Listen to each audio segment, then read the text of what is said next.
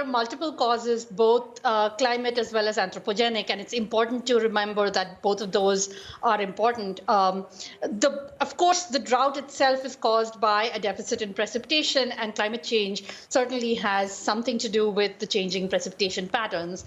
But I think it's important for us to realize as a country that we can't absolve ourselves from the crisis that we ourselves have precipitated by mismanagement, and specifically by over-extracting groundwater. One of the things that the Green Revolution did was to make groundwater a possibility for millions of Indian farmers and then allow them to rise out of poverty.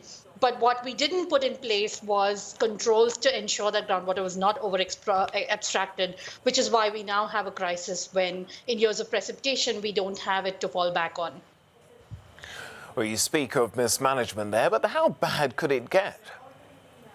Oh, well, I think it could get.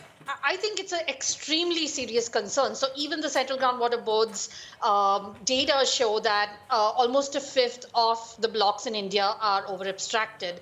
And we need to remember that 70% of farmers and that 600 million people are dependent on agriculture for a way of life. And without rain and without irrigation, there is no livelihood for 600 million people.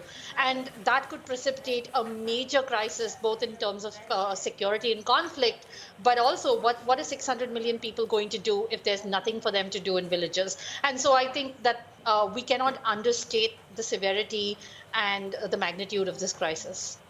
Yeah. But it's not only India that's facing a problem like this, is it?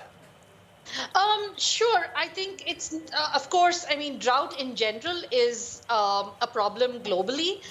What has happened in a lot of the Western countries is they aren't dependent on agriculture for their economies and for a large fraction of their population.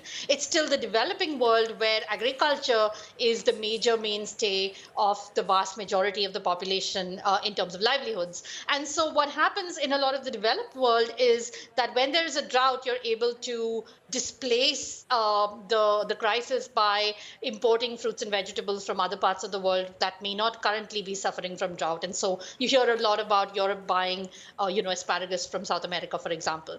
But I think that's very different from India, where even if wealthier people were able to buy, import, and we were able to import grain and import vegetables. The larger problem is what do you do with 600 million people whose way of life and income depends on groundwater that's now disappeared. So I think it's a very different type of crisis that happens in a developed country than one that happens in the developing world. In Africa, of course, we've seen very, very severe crises that have emerged from groundwater. But I think the problem is that Africa is still not hit the over-abstraction level that India has hit. So I would say India should be a cautionary tale for both the developing world as well as the developed world.